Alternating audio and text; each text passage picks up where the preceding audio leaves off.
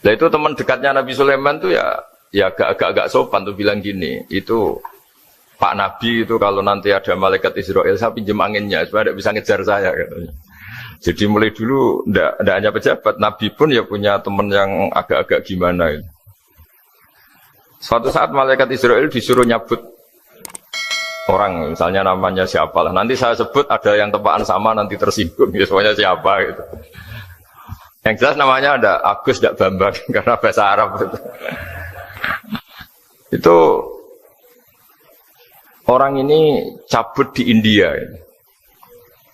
Nabi Sulaiman kira-kira ya di Palestina kira-kira itu. Si orang ini ternyata di dekat Nabi Sulaiman. Nah karena Nabi itu kan orang hebat lah, sehingga malaikat ya kadang silaturahim ke para nabi. Israel sendiri ya kadang-kadang silaturahim ke para nabi. Silaturahim yang paling enggak disukai ya silaturahimnya malaikat Israel. Datang ke Nabi Sulaiman, sebenarnya niatnya silaturahim. Ternyata ketemu orang itu, kaget malaikatnya. Waduh, ini gimana ini? Kok saya disuruh nyabut di India, kok orangnya di Palestina? Nabi Sulaiman kira-kira di kawasan Palestina, di wilayah yang katanya Israel itu. Karena Palestina kita tahu kan, menurut pemerintahan Israel wilayah Israel, menurut Palestina pemerintahan apa? Palestina. Tapi Indonesia alhamdulillah sampai sekarang itu nggak mau atau tidak punya hubungan diplomatik dengan apa? Israel. Sehingga kita harus mengistilahkan Palestina untuk warga Indonesia.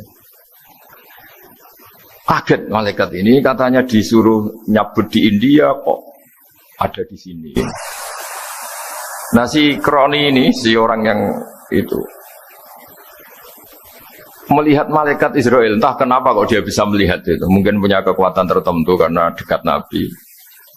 Kaget ya. Malaikat melihat dia karena janggal ya, disuruh nyabut di India kok orangnya di Palestina. Si orang ini melihat malaikat juga takut. Malaikat itu punya hawa yang luar biasa. Akhirnya bilang ke Nabi Sulaiman, ya Nabi Allah tolong pinjemin saya angin untuk saat ini juga saya bisa terbang ke India. Dipinjemin sama Nabi Sulaiman. Akhirnya orang itu sampai ke India. Dikira angin itu sudah segala-galanya sampai India. Terus malaikat senyum, seneng dia. Wah ini sesuai protokol karena andai kan orang itu tetap di situ, malah malaikat gak berani ngambil karena prosedurnya harus ngambil di India. Jadi andai kan dia tetap diam di situ, sebenarnya malah gak masalah karena gak sesuai apa panduannya harus karena dia terbang di India, malaikat itu nyusul ya terus diambil karena sesuai apa? Ya, sesuai perintah harus memang diambil di India. Nah, kemudian saya kan memang dipesenin untuk memperkuat apa ya nakes teman-teman semuanya lah pasien. Tapi saya cerita dimulai dari yang seperti ini saya sengaja karena memang ya hidup itu seperti inilah. Pasti kita semua akan mengalami kematian. Cuma inginnya kita ya hidup itu ya sehat, ya terus kalau mati itu ya tidak punya utang, karena berat nanti utang. Saya tidak tahu fikihnya itu. Kalau utang pribadi itu hisabnya berat, kalau utangnya lembaga itu gimana ya? Dihitung salahnya direkturnya, dihitung salah karyawan yang minta naik apa? Gaji. Saya tidak tahu kayak utangnya Indonesia itu yang disalahkan itu menterinya apa presidennya, apa yang selalu mengajukan gaji 13. Tidak tahu itu, karena di kitab tidak dibicarakan. Yang dibicarakan utang-utang apa? Pribadi ya. Kalau yang utang-utang lembaga negara itu nanti tak tanyakan malaikat auditornya ini gimana cara apa?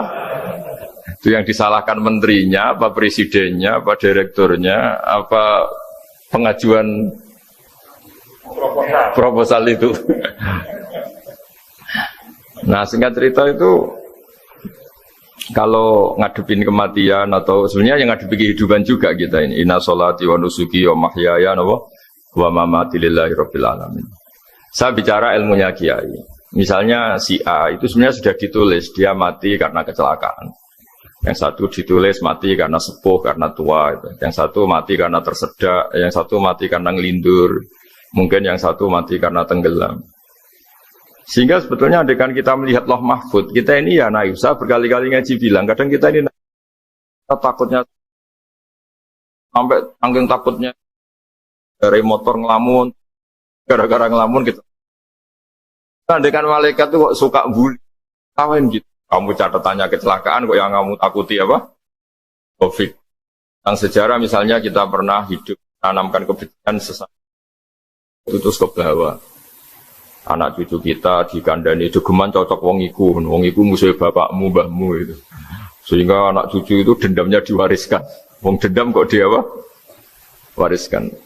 Termasuk utang itu. Ketika kita jabat ingin rumah sakit ini mewah, pikiran yang kok isdadi, aku selera nih mikir direktur berikutnya. Itu tidak tahu itu nanti hisabnya ke siapa.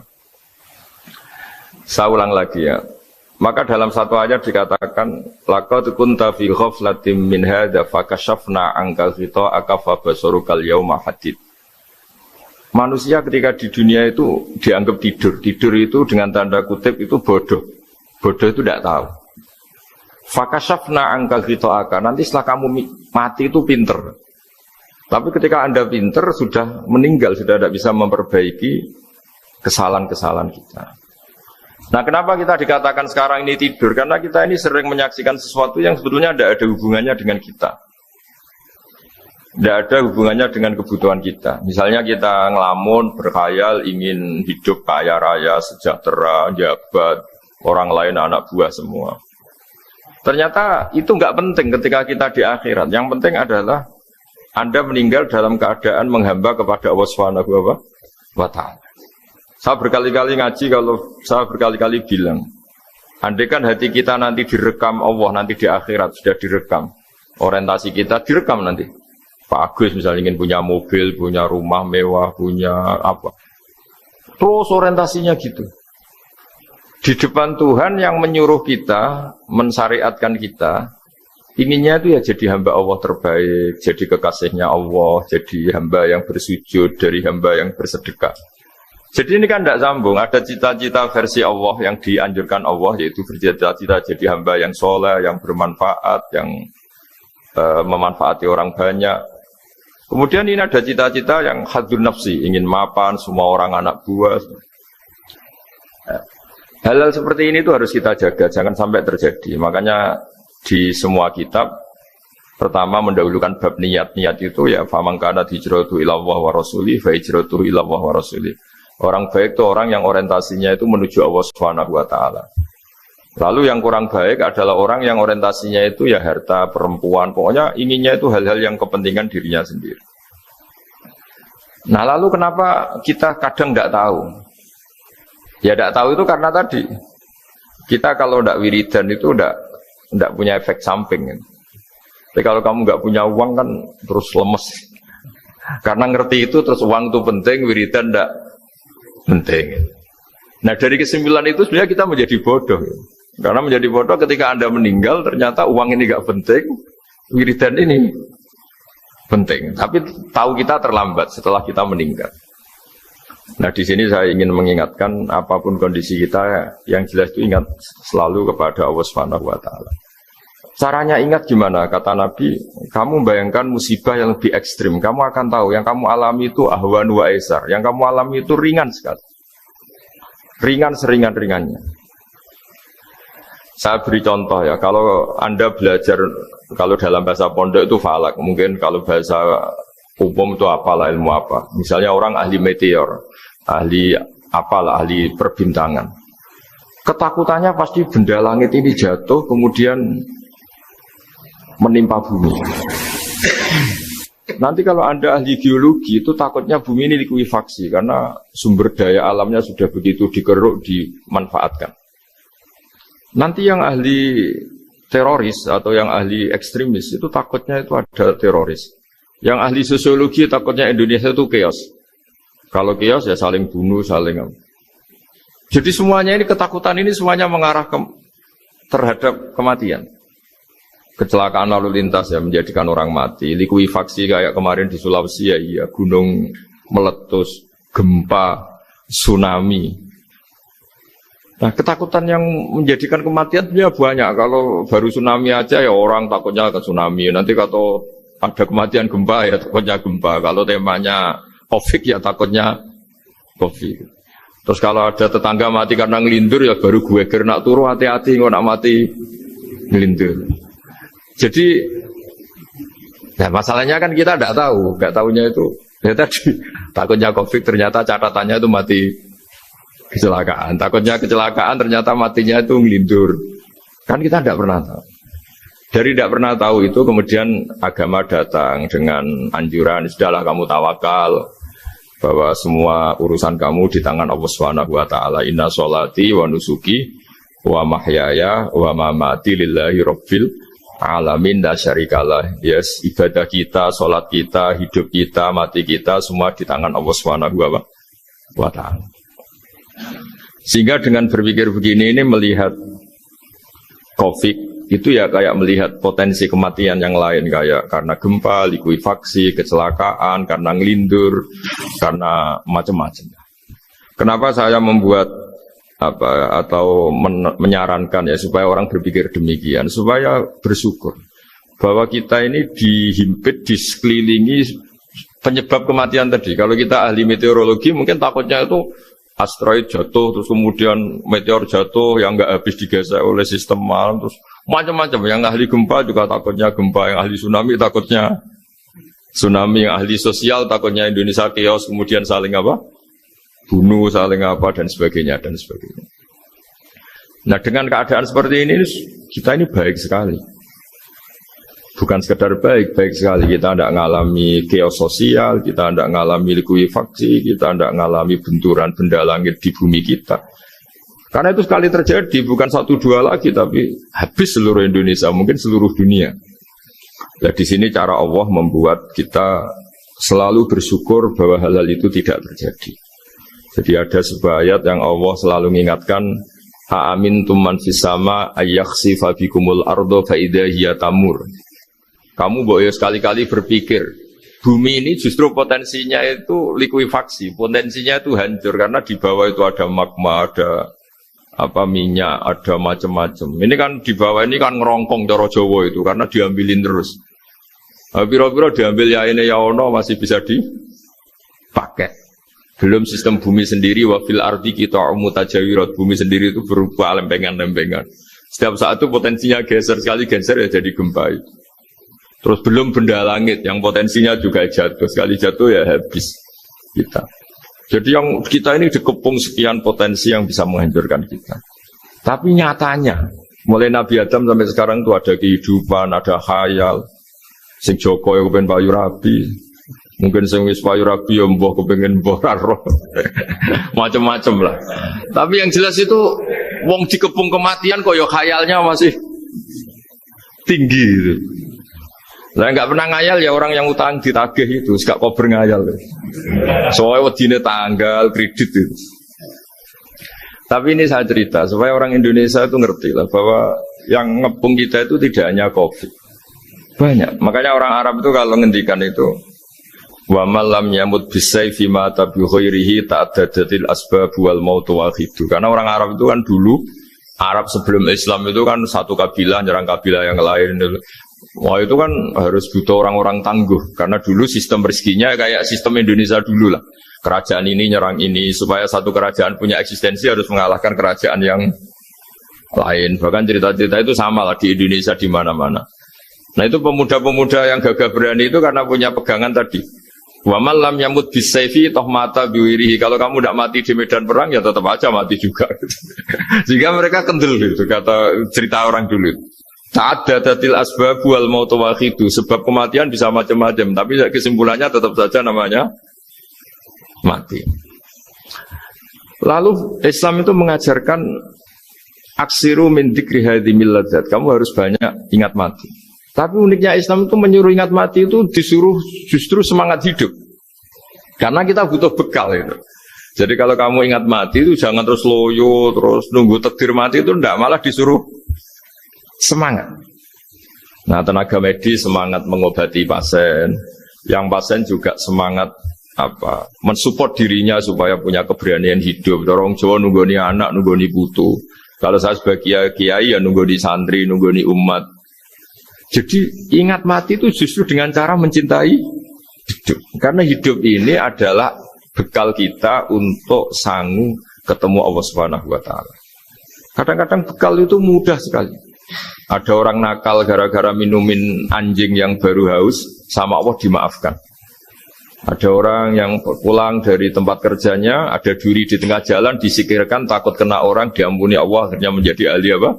Surga. Ada orang yang kerja untuk orang tuanya, kemudian orang tuanya dicukupin menjadi ahli surga. Bahkan ada ahli surga itu ceritanya itu, tapi ini jangan dicoba. Ada orang sudah jelas niat nyon sewu, niat zina, sudah tinggal itu terus mikir dia. Saat itu takut Allah gak jadi, barokahnya gak jadi langsung dia jadi ahli surga. Sarannya gak jadi loh ya. Tapi ya udah usah dicoba. Itu kalau keterusan masalah. Jadi Islam itu menganjurkan ingat mati, tapi justru dengan cara mencintai kehidupan. Karena yang jadi referensi Allah nanti di akhirat adalah perilaku kita, amal kita zaman apa? Hidup.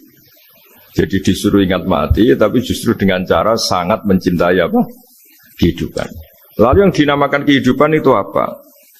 Ya kita-kita ini, ada yang mengkhidmati agama, mengkhidmati orang sakit, mengkhidmati itu ya berbakti, membantu, ada yang nata lalu lintas, ada yang nata keamanan, kayak Pak Polisi, ada yang nata keuangan, kayak Kemenku, macam-macam. Semuanya harus kita cintai, profesi-profesi yang oleh Islam dianjurkan untuk kita nekuni itu. Jadi saya mohon lewat cerita ini orang itu tidak fokus takut COVID. Kasihan COVID kan jadi tersangka pembunuh sini.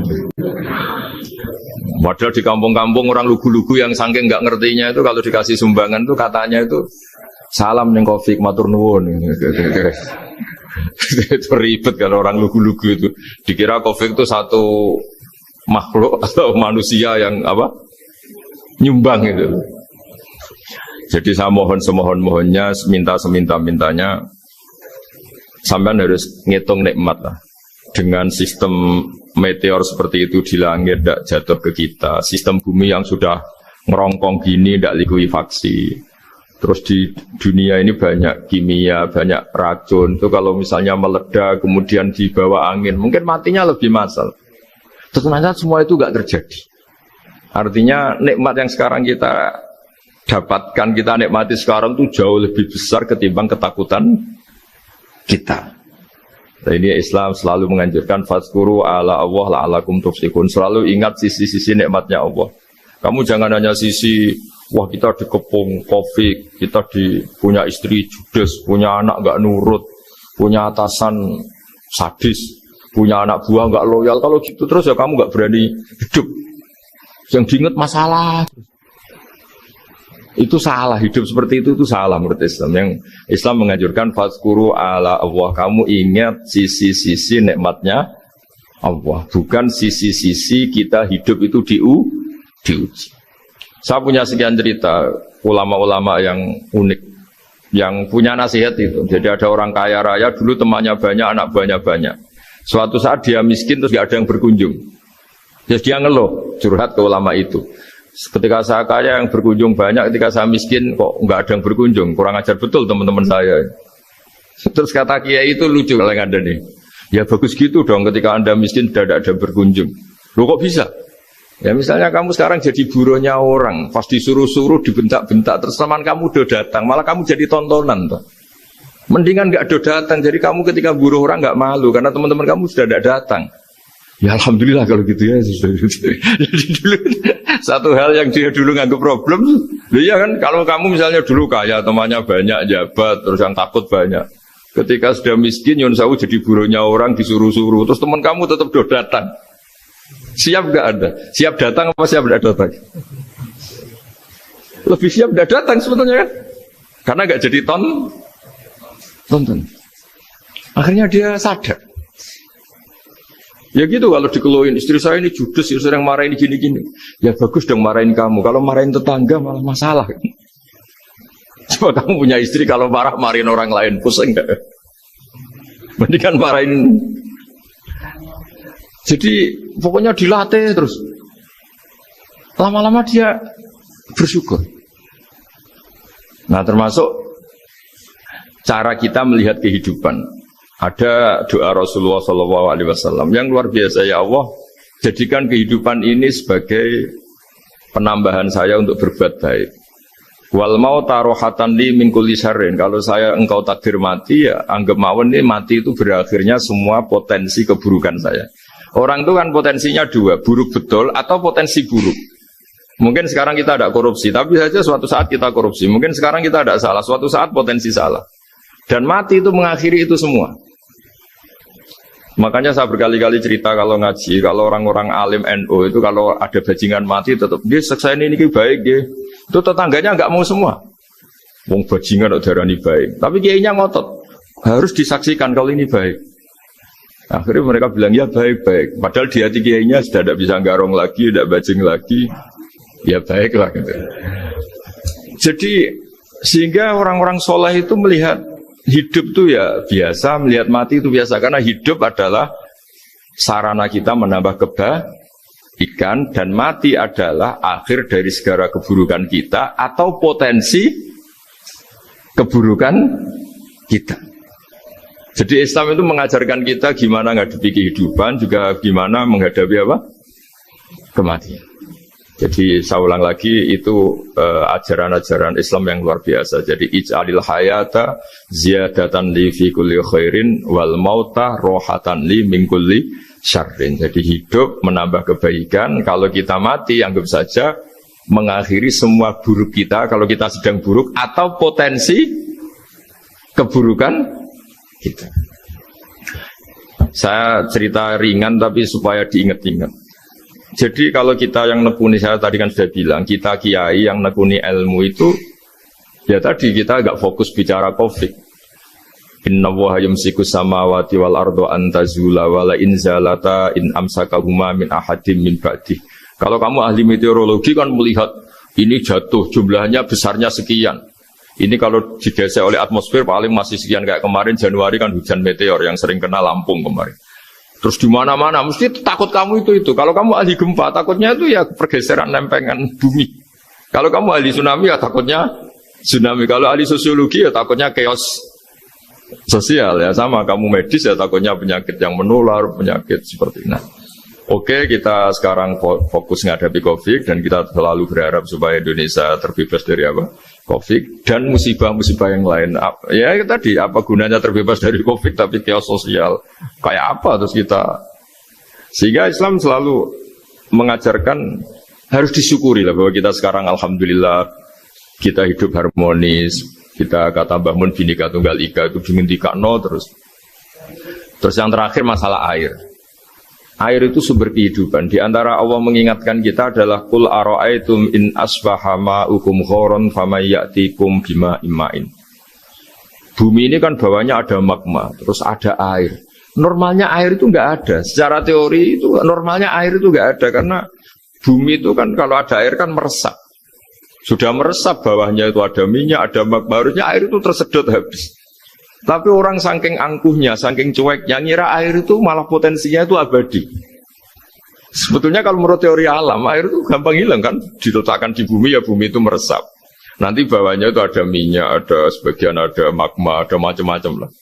Jadi potensi air itu harusnya nggak ada malah kalau melihat sistem itu. Tapi karena Allah saking rahmannya, air ini dijaga sedemikian rupa tetap ada. Kalau melihat sistemnya kan normalnya malah nggak ada. Makanya Allah selalu mengingatkan, in asbahama ukum ghoron. Suatu saat air yang kamu pakai, yang jadi sumber kehidupan itu bisa saja tahu-tahu hilang. Mungkin tersedot oleh panas bumi atau corong Jawa niku nyeresep entek atau gimana lah cara Allah menghilangkan. Famay ya'tikum bima imma'in. Lalu siapa yang bisa mendatangkan air itu lagi? Ini kata para hafid, ini yang kata guru-guru ya, termasuk yang dikatakan Pak Mukhtar ini. Nanti orang harus ngendikan menjawab Allahu Rabbul Alamin. Hanya Allah sendiri yang bisa mengatur air ini selalu ada. Itu Pak, kalau kamu pikirkan air kamu sokkan di bumi kan mesti langsung hilang, meresap ke bumi.